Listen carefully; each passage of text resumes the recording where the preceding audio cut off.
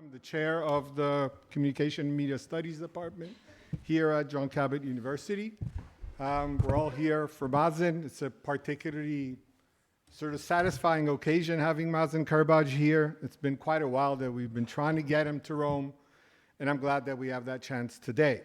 And we're getting a double dose of Mazen today because he'll be able to sort of fully put on display his many forms of artistic expression, his visual, graphic, literary side here at the university, and later tonight at Fanfulla in Pineto, his musical one. He'll be playing with Yokai, a working group of veteran and young musicians of the local improv scene. So you're all more than sort of encouraged to attend. Get out of Trastevere. I'm telling this particularly to the students, to get out of Trastevere and go visit and explore the city in some way. I think Mazen will be talking about his work, his sort of biography, so I'll keep it relatively brief, just to give some indication to those of you who might not be familiar with his work. Mazen has been based in Berlin in recent years.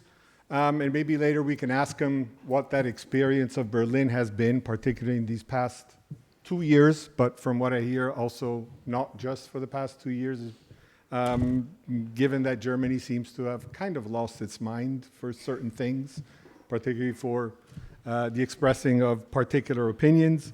But his home is, and his home turf is Beirut, where he's become a central figure in both the Lebanese and the international experimental art and music scenes. His work moves between drawing, comics, painting, writing, and music, always with a kind of restless curiosity, a work that keeps pushing at the edges of what images, texts, and sounds are able to do. He's best known, maybe not, but well, yes, best known as a trumpet player. Music always has a sort of wider audience in some way, even though what he does, so as a trumpet player, but what he does as a trumpet player, what he does with his trumpet goes far beyond the instrument's tradition. Once again, if you are at Fanfulla tonight, you'll get a sense of that, of his extended techniques, the breath, the friction, the valves, the sort of electronics that go into all of that. Mazen has been one of the founders of Irtijal, I hope I pronounced that correctly, which is Beirut's annual improvisation music festival, which he started in 2001 with Sharif Senawi, and he's co-founder of Al Maslak, the first label for experimental music in the region, which he founded in 2005. Mazen basically built a scene from the ground up in a city where making sound often implied different kinds of connotations, particularly at the time when Mazen was working at these things. Improvisation is at the heart of his work, and through that improv, he builds these sort of monuments. Even though they're not stable, they're always sort of changing and transforming. The list of artists that he's collaborated with is long, reaches wide in the world of improv, of experimental music and sound. I'm not going to use the word jazz. I'm not allowed to do Please that. not. No. Thank you.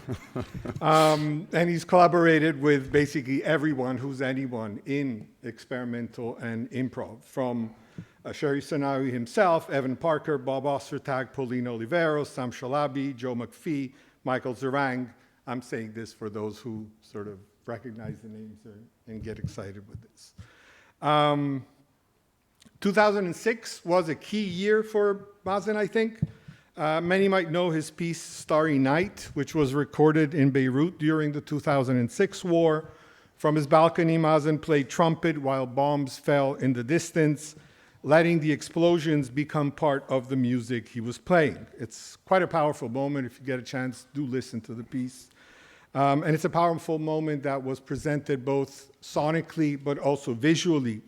And it perfectly captures how his music and visual art are intertwined.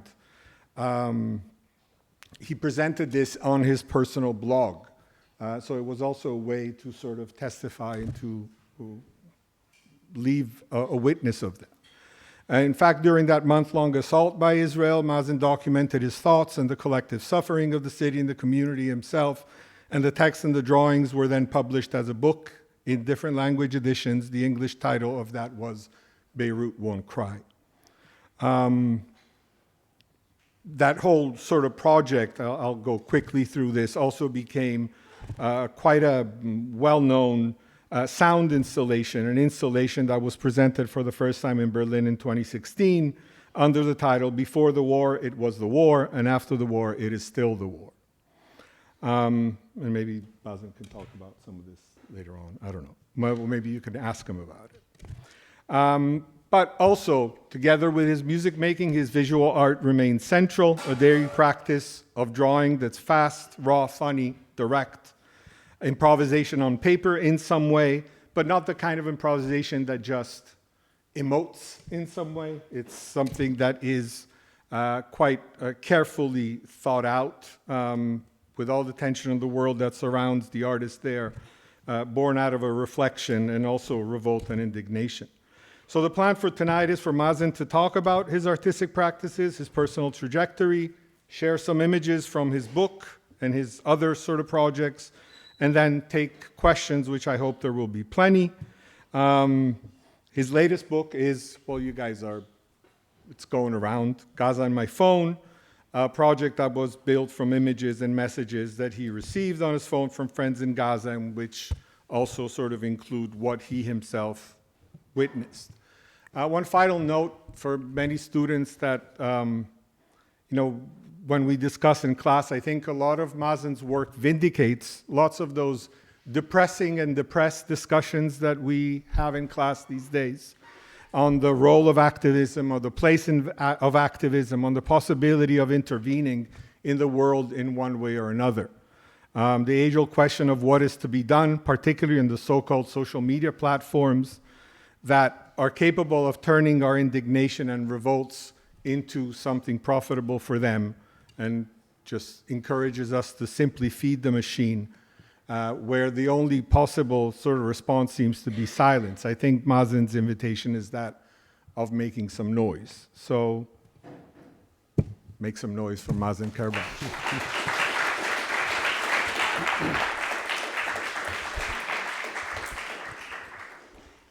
Thank you so much for this presentation, Peter. It's difficult to stay humble on the one hand, because when I'm asked, usually I say, so what do you do? I say, I do things. So it resumes a little bit what you presented. But the most interesting in the presentation is, and you will understand, and everybody will understand what I'm saying at the end of my presentation, it sounds like you wrote what you said just to present what I'm going to show now, which is really funny because I did this presentation this afternoon in the hotel, without talking with you about it at all. So I'll make a small presentation myself of what I do first. So as Peter was saying, I'm somebody who likes to do a lot of things, and mostly I would put it under one umbrella thing is I like to surprise myself. I like to express, I don't like to express myself, I just express myself since very young, since ever I remember I used to draw and to try to do comics. So there is this need since very long time then in music, but the common thing with everything I do is this surprising element. So I get bored very quickly, and I usually try always to find new ways to say things, to say new things, old things, whatever things, but in new ways. Today I'm not talking about the music because I'm playing a concert afterwards, and I always tend to think that we cannot talk about music, and as soon as we say one word about music, it's not music anymore. I don't know how to say it better, but yeah. So I will sound cheesy now, I let the music speak for itself. If you come tonight at Pineto, which is a fantastic neighborhood in Roma, by the way, you'll get a glimpse of this. I hesitated to put Starry Nights, actually, the piece that Peter talked about. I called it then a duo for trumpet and bombs. But you can find it, just type Starry Night and Kerbaj, and you can find it pretty much everywhere on the net. It's a 6-minute piece, and yeah, I mean, what I'm going to say is already very depressing. Maybe I'll skip this one. So yeah, the rest is mostly visual things. I want to talk about Gaza in my phone, of course. I leave it till the end. I'll talk about some other things, trying to lead there. What you are seeing now is, for example, something really radically different from my comics work. And these are live visuals that I do sometimes with music, or just as installation videos. It's all done either with ink or with objects, everyday objects, and light. So this that you see here is plastic bowl with a plastic marble in it and with just light on it. And it makes this kind of eye effect. I put it in the beginning because the eye is a very, very, very important, how to say, symbol or component of my work, mostly in the Gaza one, a lot in this idea of witnessing and seeing things, and also the fragility of the eye. I always remember this Luis Buñuel opening of Le Chien Andalou with the eye that is cut in two, and how difficult it was to see it for me for the first time. And yeah, the eye will come a lot in what I'm. It wasn't premeditated. It's just today when I'm putting all this thing together, the eye appeared as one of the heroes of the presentation, as the other one being the sound. So again, I'm very interested in sound. Today I will talk only about visuals, but there will be a lot of sound. You will see how. So yeah, first I presented myself. I like a lot to draw self-portraits because I like, when I want to say something, not to say it via a character, but to say it myself, which is easier and makes me take responsibility for what I do. So self-portraits I do a lot. Once I was asked to do one for a magazine in Europe, and I did this one. I had hair back then, so but yeah, I mean, obviously I do not wear these kind of t-shirts. I mean, no, not obviously, but yeah, I mean, the t-shirt is here to kind of show directly what kind of perception a European reader would have of me being an Arab with a beard. So back then there was no Daesh yet, otherwise I would have used a Daesh t-shirt, but this is the Saudi Arabian flag. So this is how people perceive me, and it's always, yeah, I'll show you directly what I mean with changing perception and the power of image. So this is how I perceive myself, and then it needs very little change to change the whole, yeah, perception of people or of oneself, of himself. It took me a long time actually to realize I'm an Arab until I started traveling to Europe. I knew I was an Arab, but somehow I didn't know. I thought I was a white man, for instance, and then I realized in Europe this kind of tragic thing. I'm an Arab. I have a drawing, I didn't put it, but I can talk about it. It's written, so I'm surprised. It's again a self-portrait, and I'm saying, oh, but I'm a fucking Arab. So I was realizing, and somebody said, why are you saying fucking Arab? It's racist. I get a lot of this kind of very weird conversation on internet with people doing comments. Also, I think we'll talk about it later. When Peter told me to come and talk about Gaza in my phone and to do a presentation of my work, I said sure, and yesterday we met for the first time. We've been in contact by email for a long time. And at the dinner, he told me, so do you have the presentation? What are you going to talk about? I said, I don't know. And this, again, join something else Peter was saying about my love of improvisation, and I like to just be very informal, especially when I talk about my work. I always say that I do take my work very seriously, but I don't take myself seriously, which makes a good equilibrium. So I didn't prepare anything, and then I said I need a PowerPoint or whatever. I opened one from 2019, and I added stuff on it. So everything I will show until we arrive to Gaza in my phone was pre-2019. War drawings, it's these drawings that Peter again talked about, so it's as if he was presenting the beginning of this presentation. These are the drawings that I made in 2006 when the 33 days war with Israel, or Israel's 33 days war on Lebanon happened, and I was of course living in Lebanon. I did this series that I published on a blog. It was my first experience ever to publish a drawing and have it seen by people on the same day that I drew it, or some minutes later. So for people as old as me or older, this was something back back in the time to be really able. Usually I used to draw, I mean, I draw for newspapers and it appears the second day, but when I do a book, it takes me 1 year and then 1 other year to print it, and then people can see it. And the immediacy of having a blog, again, this is a word nobody knows anymore today, but it was something before, of course, social media and all this. The idea of being able to put one drawing that we did on this morning and then have comments and be able to discuss with others was pretty much science fiction in 2006. Yeah, I made a selection of these drawings. I'll read them quickly with you and talk maybe about 1 or 2 of them. So it always starts and come back to sound.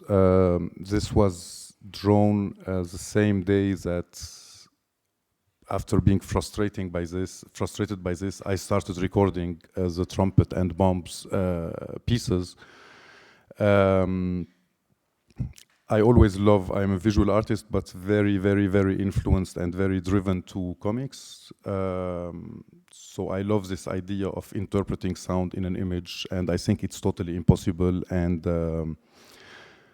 one of my aims is to always try to make it happen. A little bit, I don't know if you're familiar with Giacometti, the sculpture. So he does this series of walking man, and it's always repetitive, this very long and elongated walking man. And one day in an interview he said, he never walk. I want him to walk, and he never walk, and I will keep trying. And I hope he will never walk, because the idea of keep trying is the motor for this. So yeah, my relation to sound in image is very strong. Another example of this: chaque nuit de mon lit, j'entends Beirut s'effacer.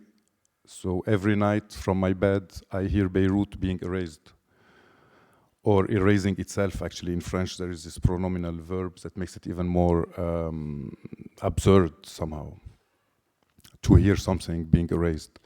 Of course, when I started working on Gaza, all the work I did in this series in Beirut came back really like a flash from the first day, and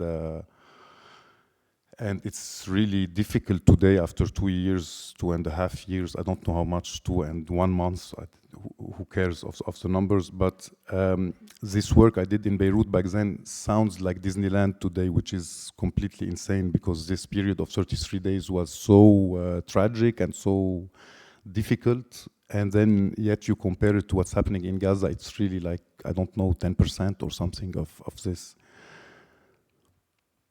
This is another drawing. So again, I'm showing things here, and then when you will see the new work, there is always many ways of addressing stuff. So there are things that are kind of poetic. Sometimes I try to make humor, or I keep my sense of humor somehow in the tragic places, because I think humor can pass ideas in a different way. So this is not the humoristic vein, but more the affiche, the poster kind of vein. Sometimes I do things, it's made almost like a poster to be stuck on a wall. One thing with the war in Lebanon that also I will talk about the other war later is the sense of urgency there was back then. So I was under the bombs and drawing, and everything was made directly in ink and very fast, and I wouldn't think about it. Just each time I'm finishing a drawing, I want to finish to do another one, and always with the idea it might be the last one. So it's different from the drawings I did this time for Gaza, where I was on the safe side of the screen, if I may say. I'll talk more about this in the Gaza thing, but here you can see how fast things are done and not really refined, if you want, in the drawing. Again, also, I speak, my mother tongue is Lebanese, but French also, and English. I do an effort, as you all might have noticed, to speak it. In 2006, I was really like, the ideas were coming in the different languages. I wouldn't even take the time to say, okay, translate it to English and do it in English or in French, etc. So you see, each drawing is totally in different, in the language it came to me in. So it shows even more this, first, this schizophrenia of language that all Lebanese have, and second, this sense of emergency and of doing things as quickly as possible. So I read you this one in Arabic first and then translate it. من 2000 سنة في كانا حول المسيح الماء إلى خمرة. اليوم في كانا حول الطيران الإسرائيلي الأولاد إلى جمر. اليوم في بيروت لا أتمكن من تحويل هذه الصفحة إلى رسمة. 200 years ago in Cana, 2,000 years ago in Cana, Jesus changed water into wine. Today in Cana, the Israeli Air Force changed children into ashes. Today in Beirut, I didn't manage to change this page in a drawing. This incapacity of drawing also will come back in many times, in many strong moments of my life where my drawing had to be a catharsis and to react to some tragic things. It's very rare that I arrive to the moment where I lose the capacity of drawing, but it happened again again, we will talk at the end about it. This is more in the humoristic vein, if I may say. So 14th of August, 8 a.m. is the moment where the ceasefire was started in this war. So thank you for your visit. It's this big thing you have when you arrive to South Lebanon. Welcome to South Lebanon. And then when you go out, thank you for your visit. So you see the sign. Then you have the Israeli airplanes. What are we going to do tomorrow? PlayStation. And then the boy with the hand saying bye-bye. Thank you for your visit. I put this drawing here because I hate it, actually. Not I hate it, I think it's a very bad drawing. In my course on humoristic drawing and design, I always say to my students, never put too many ideas, just focus on one idea. So this one, there is 3 or 4 ideas just toppled on each other. But again, it wasn't the time to really make in dentelle, like they say in French. And everything was just put frantically in the same drawing. One discussion I had with a friend in Germany back then in this war was about how I go crazy when I catch myself wondering, is this a good drawing or a good recording, or is it bad? Maybe I should have played less trumpet. So the idea where I realize that I can ask myself this kind of question while people are dying, under the bombs that I'm using in my piece of music. It's really a very strange thing because this is what saves me also. The fact that I can channel all this through a drawing and make it a good drawing, whatever that means, or a bad one for that matter, but to channel all this here, this is what is saving me. And it's a kind of, you are almost depressed to be able to be saved by something. And in this war, for me, in the first months and until very long, and until now maybe, this happens in this kind of guilt that I have, that I guess many of you also have, of being in a safe place, of seeing this shit and being in a safe place. For me also, when I stopped drawing for Gaza, I would get depressed. When I stopped drawing, I feel I'm failing for my duty, or whatever this means here. And when I think the drawing is good, I also feel depressed, because I can still have my luxury of thinking this kind of things. So what I like in the Beirut book is it really captures the total raw thing as it is. And today, if I was to, or after the war, the publisher wanted me to redraw it all in the same style and to make it more legible.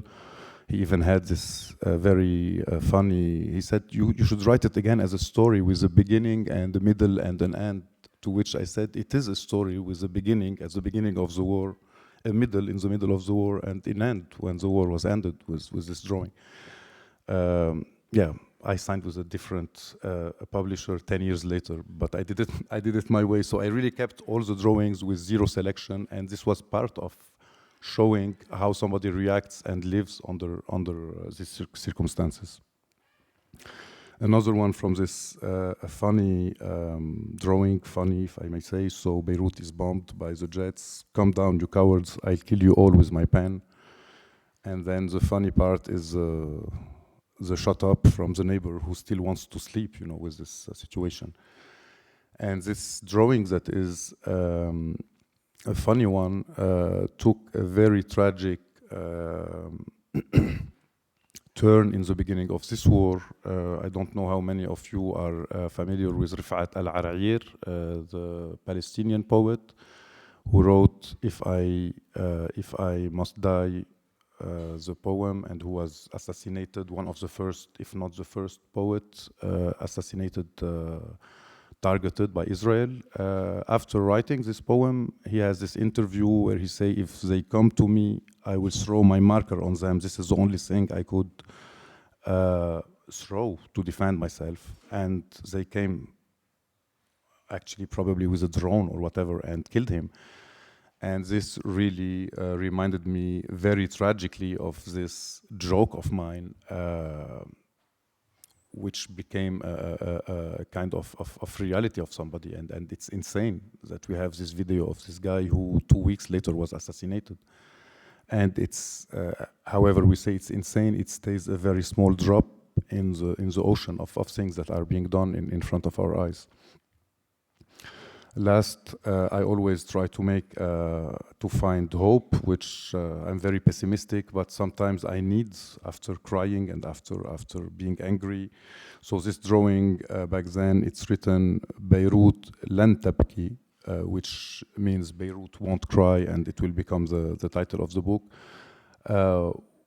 where we were under the bombs, and I drew this typical postcard image of Beirut with, you can see a minaret, you can see a church, and then the sunset.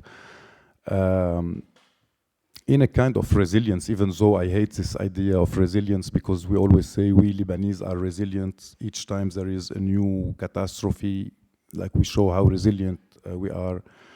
I hate being resilient. I am very resilient, but I never asked to be, and I hate this idea that we have to be resilient. I'd like to be normal, scared, and yeah, to not have to experience resilience, specifically in Lebanon, where it comes from everywhere. And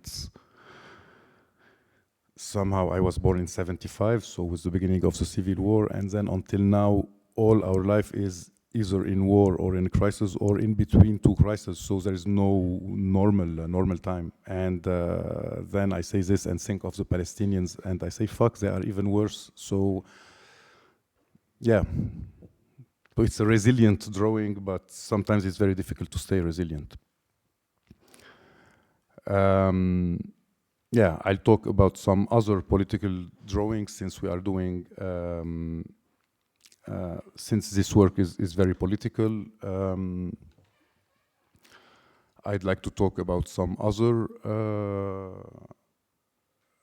political works I did. I think it was 2008 when the first time I heard about Gaza as being under siege and bombed by Israel. I have to say something very quickly about my growing up. So I grew up in civil war Lebanon for 15 years.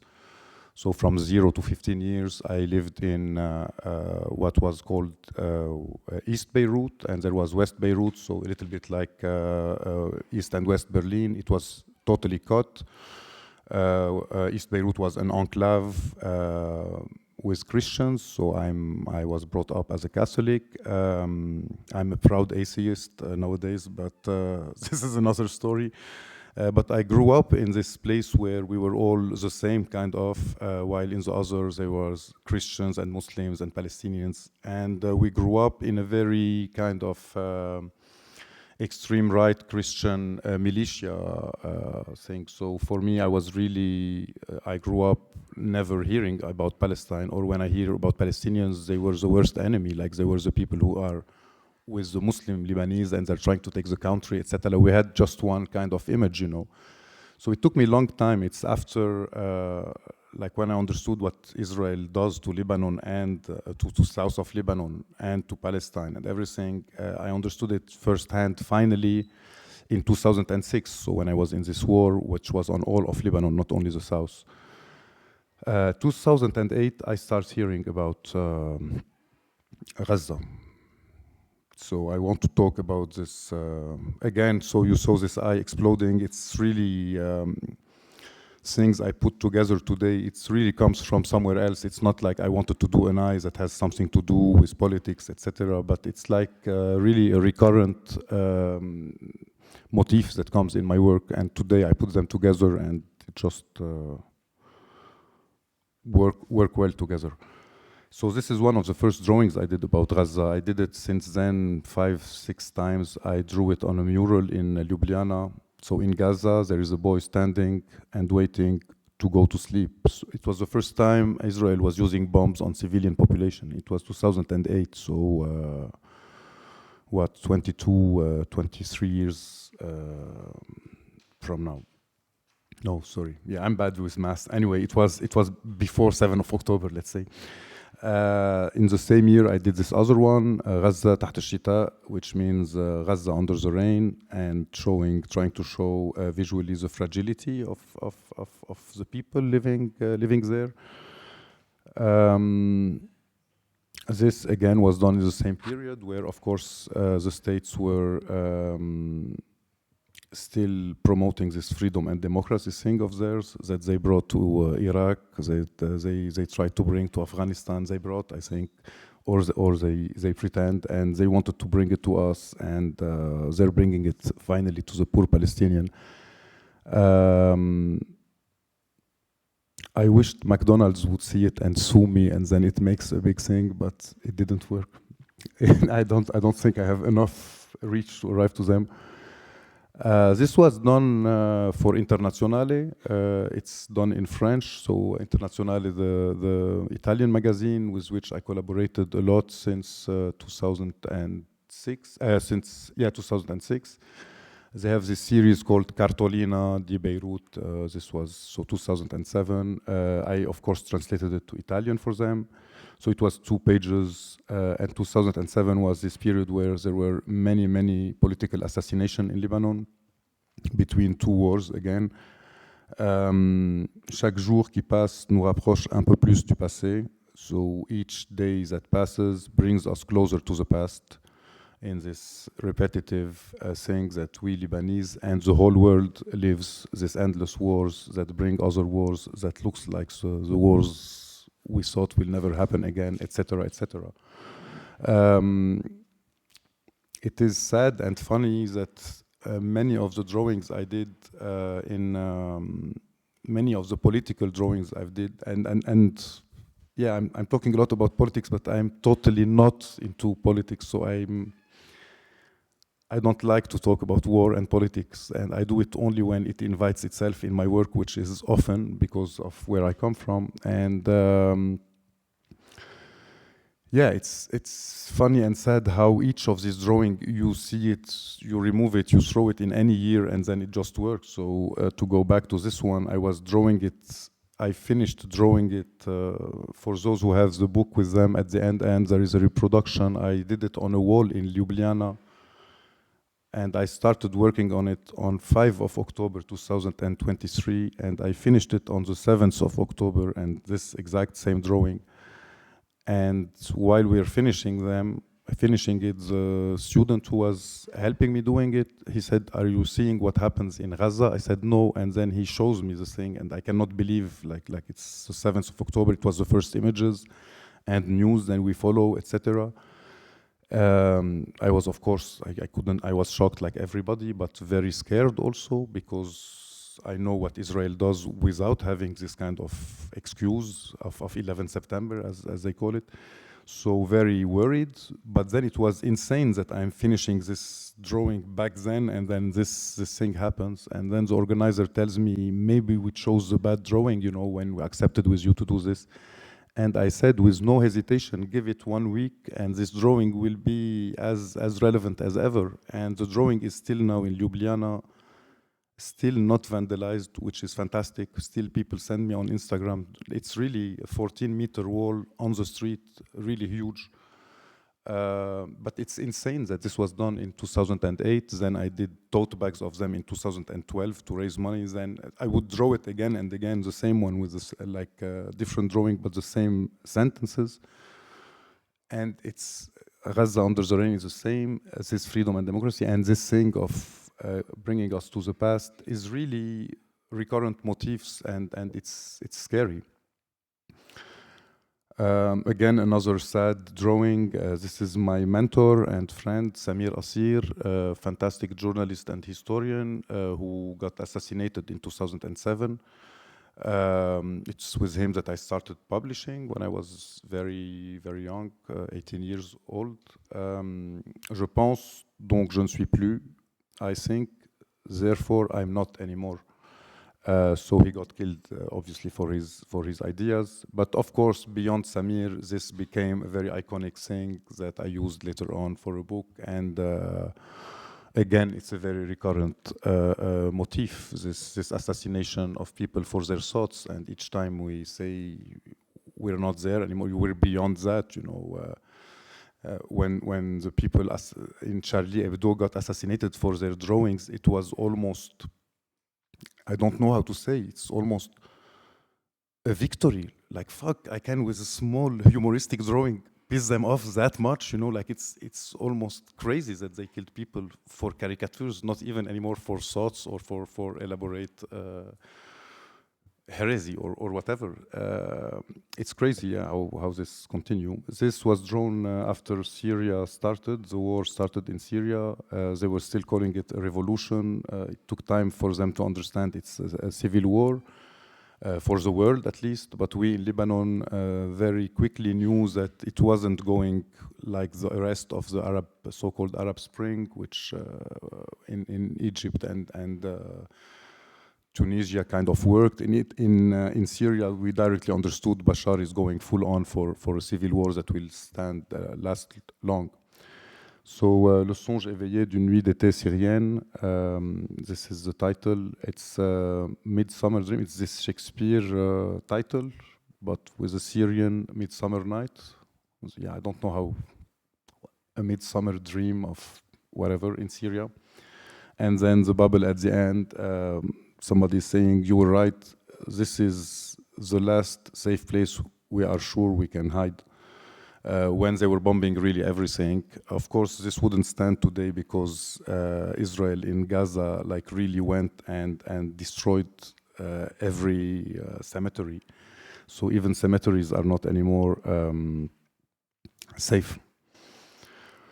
This another funny thing for those Americans of you in and smokers in the audience. You probably know this American Spirit brand of cigarettes.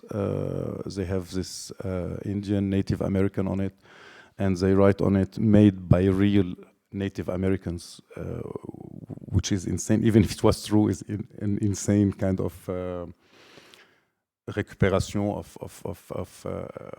of the genocide of the Indians, you know. So a friend of mine, Alan Bishop, musician, was writing about cigarettes once, a big article. He said, you always tell me about this idea of doing a pack of natural Israeli spirit. I said, yeah. He said, can you design it for me? I want to put it in a magazine. And this was it. So in 2009, so the idea of Israel wanting to make reserves for the Palestinians and to get rid of them like the Americans did with the Indians is something I want to adapt it in comics since very long, but it's an idea that goes back to even Gilles Deleuze, the philosopher in the 70s. He used to say they are the Indians of Palestine. He used to call them the Indians of Palestine. And this is what they are still trying to do, and this genocide is part of the bigger scope. And yeah, so again, to show these things have been going on since ever. I do also cute things, so I put some drawings from other kind of, yeah, whatever, I'll go through them. So I hope that the Prophet won't recognize me. So it was for this Campari book. They asked many artists to do a drawing with the Campari logo. There is nothing such as the climate change. Again, commission for a magazine about climate change deniers. Ce soir, nous dormirons ensemble. Tonight, we will sleep together. It's a drawing I made for my beloved wife after not seeing her for 2 months. Le baiser, the kiss. Again, another romantic drawing. I don't know how you would call it. The stoned family, because they are made out of stone. And so these are drawings of these 2 drawings are drawings from a series I did on Beirut, taking pictures, transforming. It's called People from Beirut. So I would take pictures of buildings and transform them and usually it's very ugly buildings. This one was so ugly that at the end, all what I added really made disappear the whole thing. Like this looks more beautiful than the real image, which is crazy. It shows how Beirut is chaotic and yeah, urbanistically. Another portrait of Beirut, always trying to capture. Beirut is a kind of hero or villain, actually, from many of my stories and drawings. Yeah, to capture, I don't know, the city. This is another one. This is quite a big drawing, so there are many small stories inside trying to show the chaotic Beirut. Again, here you have the 3 languages, Arabic, French, and English. This is, I will leave it with no comment, for another magazine for youngsters. And yeah, we arrive now to Gaza in my phone. So the book I passed to some of you. Again, I'm showing a video. This video I use in my live. It's not a video, sorry. It's a live. It's all of the things you saw as videos are not videos per se. Are extracts from live performance I do. I was doing one in Firenze, Florence, in the beginning of this month, in this Middle East Now festival. And I talked, it's very abstract, and then sometimes there is an eye, there are people, there is this thing. So it's interesting for me to show it here, because this image I show it with, I put it on glass with inverse light from below. And then I remove the light and I put just light on it. It's just working with light. And we talked, and then the person in the talk after said, "These images of Gaza, how did you get them?" And I showed, I said, "This one." He said, "Yes." I say no, it's an image I used in Syria when Syria was getting destroyed, and I kept it, and I use it now, and people think it's Gaza. And they say, oh, so it's Syria. I said, no, it's Beirut, actually. I really took it 15 years ago, used it in Beirut, and then in Syria, and then in Gaza. And I love this idea of these cities being interchangeable, because on the one hand, it is true. There is this one fantastic energy of this Mediterranean and Eastern Mediterranean and Arabic and European and everything that you find all over, and the cities sometimes could look the same or pass for one each or another. But also because by doing this, by making this look as if it was Gaza, using it as interchangeable, I take the trope, the infamous racist trope. Like, yeah, like I say, are you from Syria? No, I'm from Lebanon. Yeah, of course, it's the same, you know. So it's Middle Eastern. So I like to play on this kind of cliche that is always. I do it sometimes with my Norwegian friend. I say, yeah, you in Norway. He say, no, I'm Swedish. I say, it's the same shit, you know, it's like us, but it doesn't make them laugh usually. So Gaza in my phone. This is the cover, and I'd like to start by saying a small thing about the title. So, of course, obviously, you all here speak better English than me, and my publisher directly told me it's Gaza on my phone, not in my phone. And I said, no, it is on my phone, but when it's not on my phone and my phone is in my pocket, Gaza is still in it, and this is what I want to portray. He said, okay, but find a way to make it visual, and then we ended up with this. But this idea of this genocide happening in front of our eyes, and of being in the same device where we have our friends' images, where we have messages from our beloved ones, where we have our work, our games, our social media. There is a genocide also, in most of them also, that is happening, and it is really insane. Then when even you put it aside your bed, it's happening for the 8 hours, and then you wake up, and then you put and you see what happened in these 8 hours, and it's really, I don't know how to say it, it's really like a dystopia. Like 3 years ago, somebody would tell us we will be living now what we are living, plus Trump and plus all this thing. You would laugh, you would say it's like not only it's a dystopia, it's written by bad screenwriters. It's really, it would be funny if it wasn't tragic. What we are all living, you know, and it started with Gaza, and it's continuing, and somehow we are getting more and more conscious. Yeah, we are living in a fascist world, full on, you know, on the whole planet, and it seems there's nothing that can stop it. And as with other fascism in Italy or in Germany or all over the world, or in totalitarian regime, or in the United States, the supposed democracy with two parties, etc. Like now it's something really beyond. Like you cannot say, and it started showing with Gaza. You cannot be against in any country in the world. The Arab countries you cannot. In the European countries, the white, like we used to say, okay, in Europe you have freedom of speech. Maybe Germany it's different because they have the problem with the Holocaust. But it's becoming seriously like a joke. Like anything you say, they say it's anti-Semitism. The UN is anti-Semitism. Like everything is anti, and it became, yeah, a kind of bad joke. And I don't know. Yeah, I have to rant about it each time because I still cannot believe, and I feel when I see other people who most probably feel the same. It's good to say we are still some people. We are sane in this world, and we are seeing this shit happening. Maybe we are not capable yet to do something, but it's good to know we're not alone. So yeah, I'll go quickly with some of the drawings of. So all the drawings were made mostly in the first 2 months of the genocide, in reaction to whatever I was seeing on my phone, like all of us. This was 5 days, maybe, yeah, the 12th of October. Where I was starting to realize what's happening and how big it's becoming and how nobody is stopping it. This is one of also the drawings that made me not stop anymore and draw every day. I never thought I would see something worse than the body of a murdered child until I saw the video of a father carrying the remains of his son in a plastic trash bag. I think we all saw this image.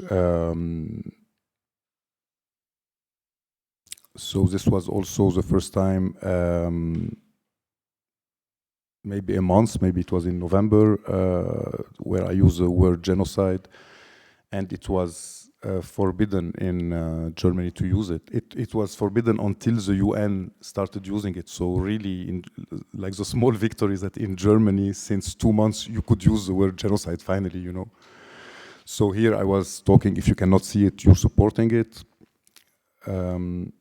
Also, since the beginning, this idea of anti-Semitism, I was always very careful to not give any drawing to people where they could use it as, hey, he's being anti-Semite. Of course, I'm a Semite myself, which anyway, the denomination is a joke. But I wanted to tackle this thing, so this drawing was for me very important because it plays with the law where it could be against the law. In some countries, in France, it's against the law now to use anti-Zionism. It's if you are anti-Zionist, it's anti-Semitism. So let's be loud and clear, anti-Semitism is a disgrace, while anti-Zionism is a duty, is to really rebring Israel to its political project and stop mixing Judaism with Zionism. Gaza Loop is playing on this recycling thing. So one, find and remove the body from under the earth. Two, clean and put back the body under the earth. Each verse makes us think it's the worst until the next verse. This drawing, I keep thinking of it 2 years later, and I still cannot believe that we still are seeing worse. For instance, 8 months ago, they haven't started yet starving people and shooting them when they come there for food. So for 1.5 years, they didn't do this. It came really 1.5 years later. So it's insane how much we think we saw the worst, and it continues. This was really 2 months later, you know, so we've seen many worse since. Again, the eye from Gaza to the world, are you really seeing us? I wonder how it is to be living this, or I don't know, yeah, to see this not stopping. Where everyone sees a red cross, the Israeli forces see a target. It's not new. They used to do it in Lebanon also. I have another similar drawing in the other book. I am the daughter of 2 collateral damages. Palestine has always been and will always be the world's moral compass. One of the rare good things of all this shit is that Palestine is back on the table. It had disappeared like in the 70s and 80s. I was not born, I was born in 75, but when I read back, like all Europe was very, like the left in Italy, in France, everywhere, everybody was with the kafiyeh, and there was the Palestinian cause and Yasser Arafat, the OLP. Then it died in the 80s, 90s, like, come on, just make peace, why don't you want to make peace, etc. And now it's like the only small good thing is like, whatever we used to say about Israel, now everybody knows it, you know, like it's they are saying it, finally they are saying it out loud, you know, and so Palestine is really not only about Palestine, it's really this battle that we all feel, we meaning all the people, the free people of this world, or the marginalized, or the people who are not getting their rights, etc., be it from the black people, to the Congo people, to the queer people, to the trans people, to everybody in the world who feels is haunted by the system. Palestine is our battle. It really became, came back somehow. And maybe sometimes I'm very optimistic, but I feel it has to change. It cannot continue. This is, again, this trying to make humor between quotes. So maternity ward competition, the Al-Shifa hospital ran out of fuel and had to switch off all its machines, including the incubators. which of these babies will die last. I use often this formats of things we are used to, and especially things we are used to since we are kids. So like this finds the differences, etc., and competitions, because it really triggers something in the reader where you feel something. By the way, one thing about the drawings, they were never censored on Instagram. I never got censored. It took me time to understand. It's because I just post them and I write nothing in the caption. So it was never, the algorithm is or was still stupid enough to see them just as innocent drawings in black and white and as JPEGs. And there is no nudity, there's no nothing. So it passed. And somehow it made me think a lot about this. And about the impact that these drawings make.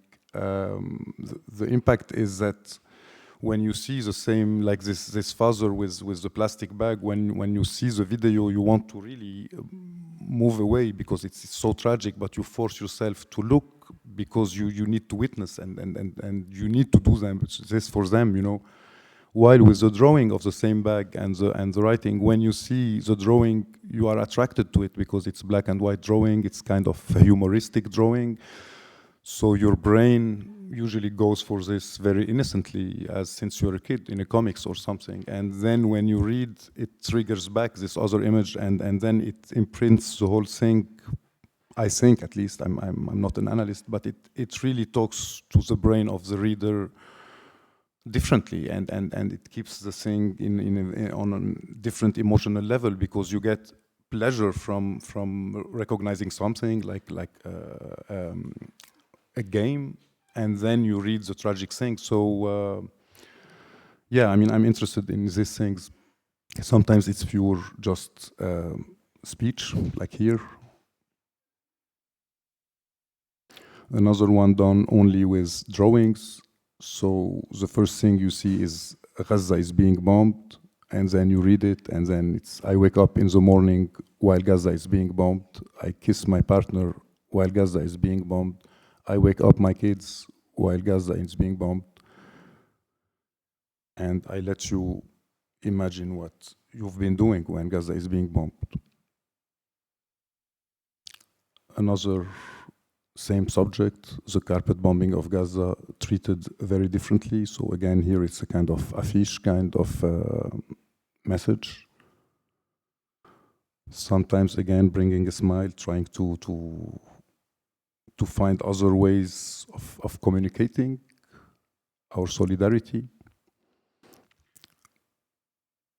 I let you read this one.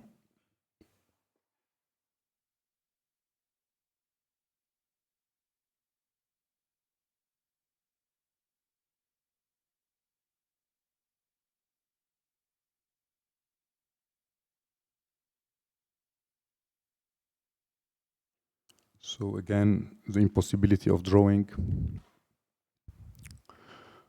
They cannot silence all of us. Sometimes I find this nice visual ideas, but then I have terrible surprises. So this one is great. I really like it. The us is huge, and they, and then when I translate it to French, it's il and nous, and then they become bigger. So I have to find the really ways, or in Italian now in the versions that is going out. So it's yeah, it's 4 letters instead of 2 for us, and yeah, translating, very bad translating drawings.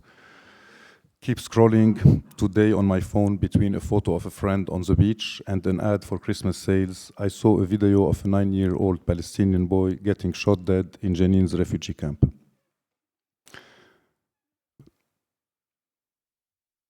So again, like many times, I would just vomit this genocide on the paper, you know, and each time it was getting bigger, so can you still not see it? Ich bin ein Gazaner, for those familiar a little bit with the American history, so it's of course in reference to Ich bin ein Berliner of John Kennedy when he came to Berlin to say, I understand you, I'm with you. I survived the bombings, I'll die from starvation. This was the first wave of starvation. It was still 2024. So again, one of this kind of tests or games, mental health and personality test. One, answers the following question: I stand with, against genocide. Two, let the world know your answer. You would be surprised that two people reposted this with, I stand with genocide. So it was recuperated by people who really felt, yeah, it's funny enough, so I can publish it and say I am with genocide. Stand on the right side of history in 2 easy steps. 1, check on which side Germany is standing. 2, stand on the opposite side. So far, it has always worked. It's incredible. They're really world champions. Again and again and again, this motif of the eye, witnessing, witnessing, witnessing. When you can't change the present, let the future know. And this is one of the only thing we can do. Of course, being an artist is sometimes, it's a lot of responsibility, as I told you about this depressing thing, but it also saves me, and I feel by communicating this thing, I help saving others in my own way. And I think it's not only the artist, it's each and every one of us witnessing this and just refusing it in ourselves. We are letting the future know. By the way, the whole book is dedicated to the future that is looking at us in disbelief, as we've looked at the past of our grandparents and their parents in disbelief. Yesterday, just a small parenthesis, talking about Trump, I was talking with Peter and another friend. I told them when I was young, they used to tell me about the Roman Empire and how it became so decadent. They brought Caligula, who is crazy, and then Neron, of course, who burned Roma and killed his mother. And I used to say, wow, in the past, it's crazy. Like, they could bring a crazy person and nobody can stop him. He's emperor. And we have this on a daily basis. It's insane to see Donald Trump on everyday news doing something bigger than the day before, and it's working. It's insane. Yeah. Oh, it comes just this drawing comes just on the good moment. So yeah, at the end, when I wanted to publish the book, this is one of the last drawings I did because. I decided to stop drawing at some point and to publish it because the genocide was going to continue, and I needed to get the drawings out of the internet and make a book out of it because I believe that all the drawings in one book is very different than seeing each of these drawings. It gives a bigger image of the whole thing, but at the end it was like repeating the same drawing forever and ever. So I finished with this fuck you, as you see, to dear world, dear free world, dear white world, and all the rest. Yeah, it was this incapacity of continuing, but I couldn't again not finish like with the Beirut drawing with a positive note, if I may say, or at least a more optimistic drawing, one of the rare ones from this series, like a Palestinian. So again, it's like while Gaza is being bombed, may you be patient like a Palestinian, may you be strong like a Palestinian, may you be hopeful, resilient, forgiving, generous, defiant, courageous, friendly, rightful, beautiful, may you be eternal like a Palestinian. Thank you.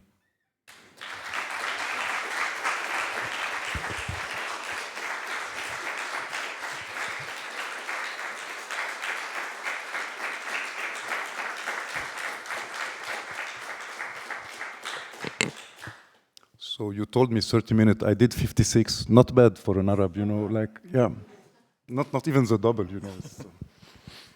So I think it's time to sort of open it up. I hope that there's plenty comments or questions for Mazen.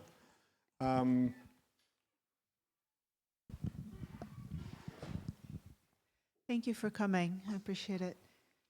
I was wondering, I mean, you spoke about technology and the way that your art travels through technology to the public, and also the way now increasingly reality reaches us through technology. And this great speeding up that we've lived. You talked about the miracle of first, having a drawing of yours go out immediately, to now having this unstoppable, constant stream coming in and possibly going out. Like, we've become the bottleneck, essentially. Mm-hmm. And as an artist and as somebody who comments on this reality, and who has felt this situation where sometimes you just cannot draw, and yet the reality is coming, and yet you have all the possibilities of putting work out there. How has this affected you or affected the art you produce? I'll add on this, not only this, but the pressure of putting things out, because we live in this reality of like this what's his name? Andy Warhol used to say, in the future, everybody will have his 15 minutes of fame. We're living this, it's almost as George Orwell and 1984. Here we are really living this, where everybody is a star, for small amount or bigger amount. But we are all now under the stress of putting content, on your Instagram page, be it an artist or not. And for an artist is even more, you feel you're always like an artist is already under the pressure of always feeling he needs to produce, because there's nobody telling him do this or that. You always need to find ideas and do stuff. Now it becomes everything you do, like you post it and then it becomes almost obsolete 2 days later. You need to produce a new book. It takes a year, So there is a lot of this versus what happens when Gaza happens, where something comes, again, invites itself in your work and slaps you so much in the figure that it becomes salutary to have this window, where you can throw back all that is thrown at you, and it helps a lot to feel connected through this kind of work. But this comes really, unfortunately, for me at least, in most violent times. Usually I manage not to publish a lot of things and to put, my Instagram account is mostly to say when I'm playing a gig or show a new drawing or I'm working on a new book, I make a post and then it takes me a year to finish it. So I make maybe another post then. But when I go also into this thing, when I was younger, I was really trained as a journalist, as an illustrator with this Samir Kassir and others, press drawing, So being really like, okay, today this happened and you have to deliver. And it's awful to say, but I love this kind of pressure when it comes, because it's very. I guess it might be like people who go cover, like press people who cover war zones, who go really in the danger. But this idea of being able to react to something, I'm a very reactive artist and a human being. As a human being, it's bad because I fight with all my friends and wife and children and everybody. But as an artist, it's good because I really, when I'm creating alone, it's very thought of and everything, and it takes its time to develop. But when I'm in a reactive mode, I'm really very, very, very efficient. And it's a very intense period, and then you get depressed for 2 years, or I'm still depressed now,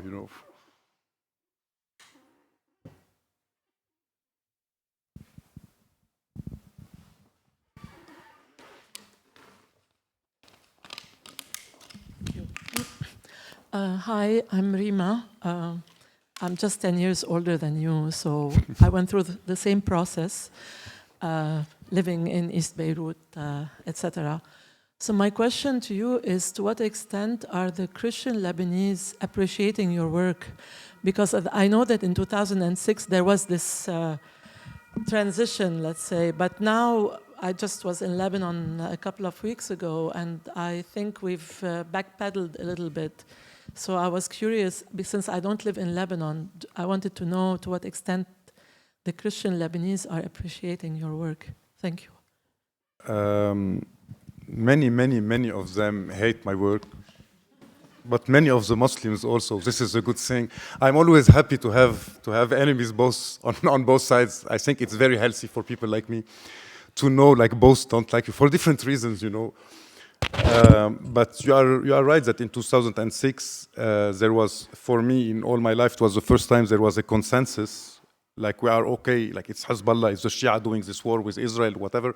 But there was a consensus in all Lebanon, like Israel became the enemy of everybody, you know, even the Christian who used to be pro-Israeli before in the war. But this was lost again when the Syrian war started and Hezbollah really went with Bashar, and then it created other things. And today I really don't know anymore because I live in Berlin also, and I like to feel I'm detached from Lebanon. But somebody said in the 80s, Lebanon is not a nationality, it's a fate, you know, you cannot escape it. It follows you wherever you go, so yeah. Sure.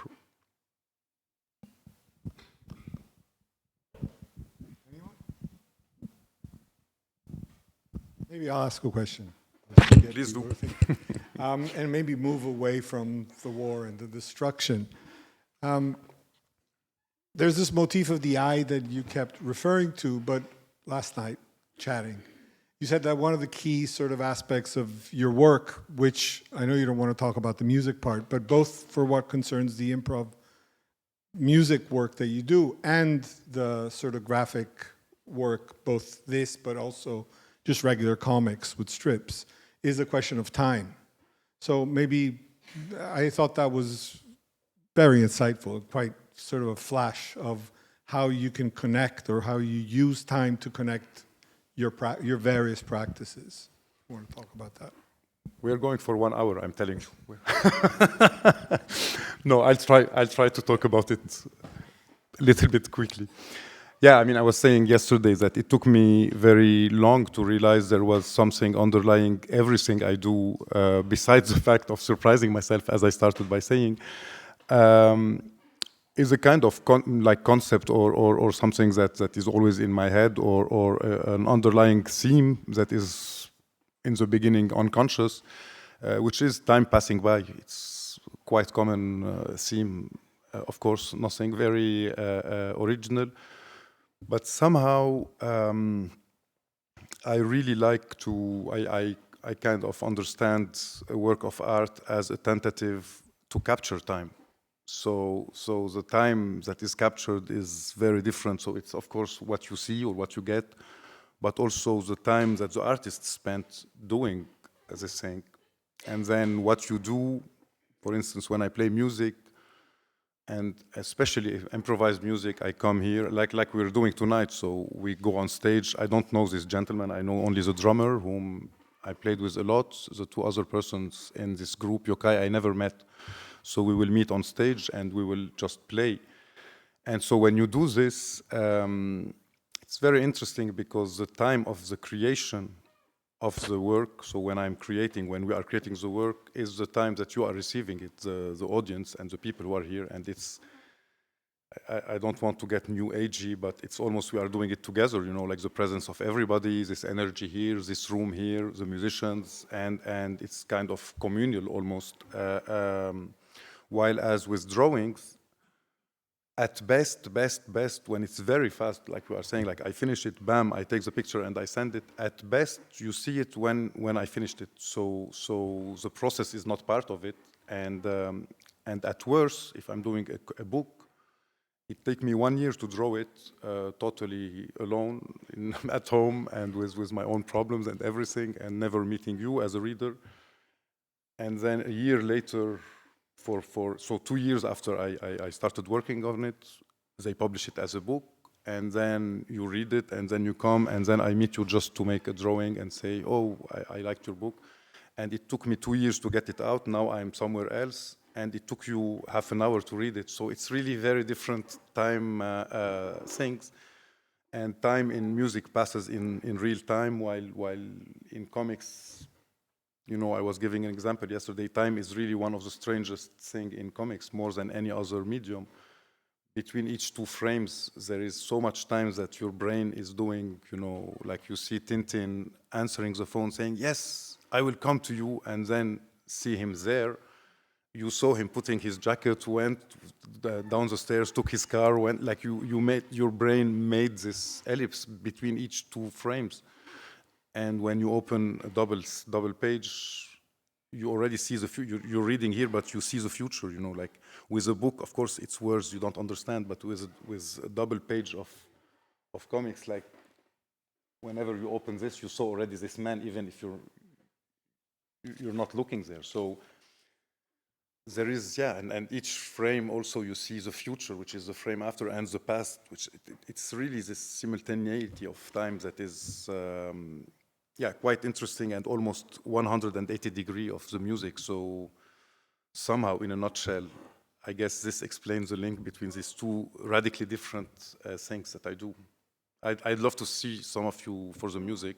You might hate me afterwards. You might have hated me anyway now, but you might hate me even more. But you might like it also. It's very experimental, and hopefully very fun. I mean, I don't know since it's improvised, but. Anyone else? Let's have Grappa. Oh, please. Thank you very much for your talk. I don't know if I'm leading with this question, but I see that a lot of your work has a lot to do with language, and actually, like, the words on the page are, compose the images and things like that. And to what extent, maybe, has calligraphy, which is of course very important in the Middle East, like, has that played a role in your work, or maybe I'm reading too much into it? Also, as kind of a second question, is there a choice behind the black and white, the dominance of the black and white in your work? Like, those are my questions. I'll start with the black and white one. So it started really from the cheapest to print and to reproduce as is, and especially black and white, so not even grays, so you can really, when we were young, you Xerox it and then you distribute it anywhere, you Xerox it on blue and then it's black and blue, so it's, and with time also the economy of the removal of a lot of pathos that you can make with colors, and when you put colors, how much you can, edulcorate, if I may say, things. Somehow I feel the black and white, and especially how I use it, like in like the most minimal possible. I feel, it removes this pathos, this easy, this violin music that I could put with. I'm not saying everybody will do it with colors, but I could go to this and make things, beautiful. I'm tempted somehow. And for the writing, writing is very important. I think I'm how do you say refoulé in English? I'm like a failed writer, or I'm not failed. Like I don't dare to call myself a writer. I write a lot in my comics, but it always has to have a drawing as an alibi with it, So writing is very important, and then calligraphy, of course, in Arabic, but also calligraphy in comics. I was talking before about sound in comics. It's fantastic how each author, or at least the good authors, have always invented fantastic ways to make a font, or whatever, like a lettering. You really feel he's crying or shouting or whatever, like creating this very expressive letters and very figurative almost letters is very important, and to the extent that Spanish, now this book is going out in Italian. Actually, this is why I'm on tour in Italy. I'm going to this Lucca festival in 2 days, 3 days, comics festival for the release of this Gaza book in Italian. It will be my first one. It's on Coconino Press, comics publisher. I got lost. Oh no! So a Spanish publisher wanted to publish it, but they said it costs too much to adapt it, because to adapt it, so all these things you see, I have to do it myself. They send me the Italian, and I have to redraw it because it's really drawn, And they said if I accept to translate it under it, you know, like we put the drawing in English and then we translate. And I refused because it's really part. It's only words, but it's totally part of the whole. You have to read it as it is. You know, you cannot just read the sentence. It doesn't make sense without.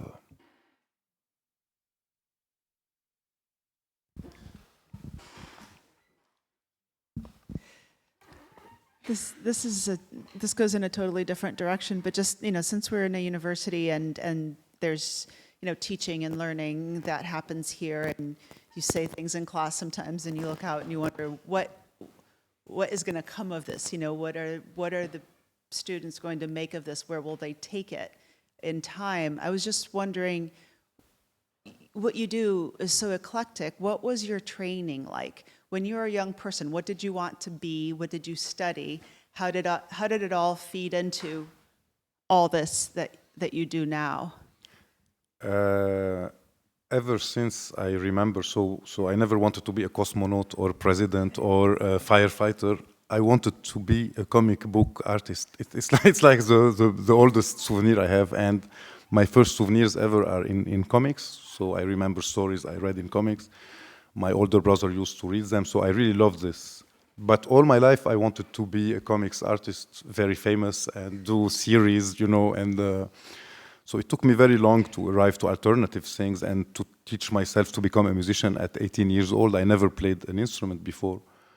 But again, it's like with this surprising myself. So I trained at university. I went and did kind of graphic studies. It wasn't graphic design yet. It was called, it's the Beaux-Arts, but like illustration and stuff like this. And yeah, the only thing I could always say, and I say it to my many students, because I taught a lot at university, like what I did, my rule number one is always do the contrary what they tell you, always, and you'll get somewhere. And most of the time you'll be right to do the contrary. And if they tell you you're wrong and they are 1 million, just do it. So I think, yeah, you'll at least surprise yourself by this. Thank you.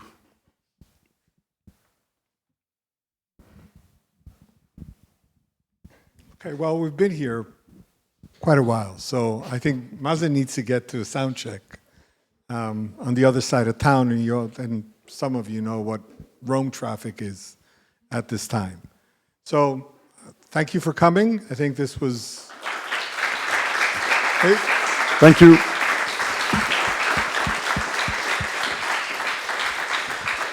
Thank you, Mazen, of course, for being here. We'll have him back, and maybe we'll have a nice concert in here rather than at Fanfula next It would time. be nice.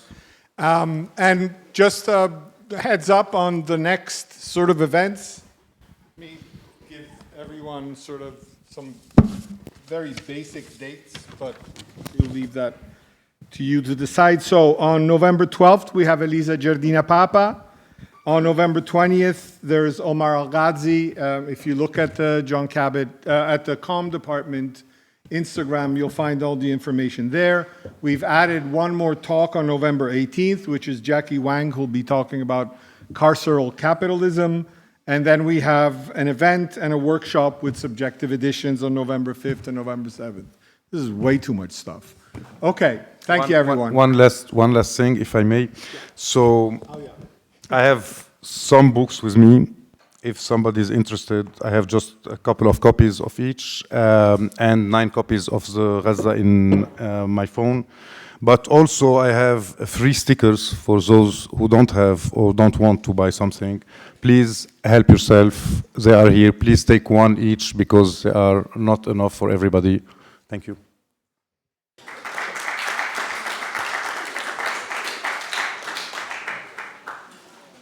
Thank you.